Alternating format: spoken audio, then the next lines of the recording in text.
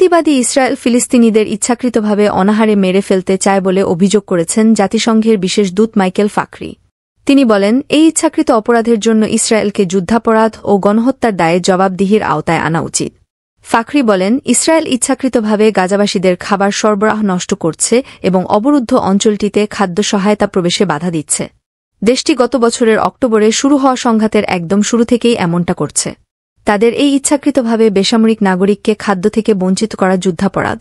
তিনি বলেন, মূলত আন্তর্জাতিক অপরাধ আদালত গঠনের লক্ষ্যে স্বাক্ষরিত রোম চুক্তি অনুসারে এই বাধা দেওয়া যুদ্ধাপরাধ।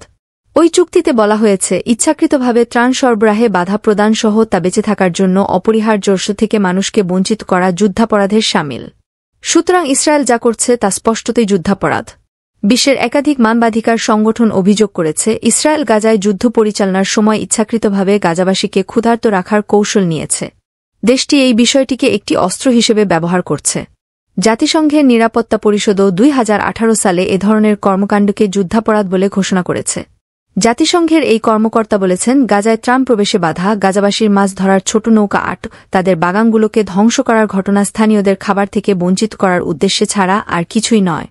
তার কথায়, ফিলিস্তিনি জনগণকে সম্পূর্ণ বা আংশিকভাবে কেবল ফিলিস্তিনি হওয়ার জন্য ধ্বংস করার অভিপ্রায় ঘোষণা করেছে ইসরায়েল।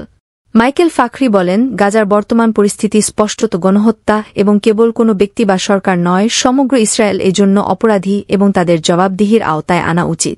তিনি বলেন, ইসরায়েল শুধু বেসামরিক মানুষকেই টার্গেট করছে না, তারা তাদের সন্তানদের ক্ষতি করে ফিলিস্তিনি জনগণের ভবিষ্যৎ নষ্ট করার চেষ্টা করছে। জাতিসংঘের এই কর্মকর্তা শেষ দেশেরও তীব্র সমালোচনা করেছেন, যারা ফিলিস্তিনিদের জন্য জাতিসংঘের ত্রাণ ও কর্মসংস্থান সংস্থা ইউএনআরডব্লিউ তহবিল কমিয়ে দিয়েছে। গত বছরের 7 অক্টোবরে হামাসের হামলার সঙ্গে ইউএনআরডব্লিউ-এর 12 কর্মী জড়িত থাকার ইসরায়েলি দাবির পর সংস্থাটিতে তহবিল দেওয়া বন্ধ করে দিয়েছে যুক্তরাজ্য, অস্ট্রেলিয়া, ইতালি, কানাডাসহ বেশ কয়েকটি দেশ। ইউএনআরডব্লিউ-এ অধিকৃত ফিলিস্তিনি অঞ্চল ও মধ্যপ্রাচ্য জুড়ে প্রায় 60 লাখ ফিলিস্তিনি উদ্বাস্তুদের খাবার, স্বাস্থ্যসেবা, শিক্ষা ও অন্যান্য মৌলিক পরিষেবা সরবরাহ করে থাকে।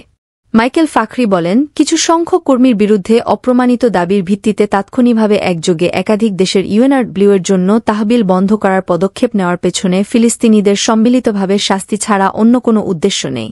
যেসব দেশ এই লাইফলাইন প্রত্যাহার করেছে তারা নিঃসন্দেহে ফিলিস্তিনিদের অনাহারে থাকার ঘটনায় জড়িত।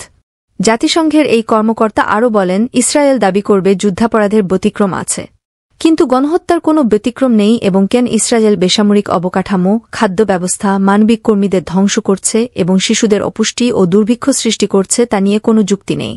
গণহত্যার অভিযোগ পুরো রাষ্ট্রকে দায়ী করে। এদিকে জাতিসংঘের মানবিক সহায়তা বিষয়ক সংস্থার OCHA উপপ্রধান রমেশ রাজাসিংহাম জাতিসংঘের নিরাপত্তা পরিষদকে বলেছেন, ফেব্রুয়ারির শেষ সময় এসে আমরা দেখতে পাচ্ছি যে গাজার জনসংখ্যার 1/4, 5,76,000 মানুষ দুর্ভিক্ষ থেকে মাত্র 1 কদম দূরে। নতুন আপডেট খবর পেতে চ্যানেলটি সাবস্ক্রাইব করে পাশেই থাকবেন।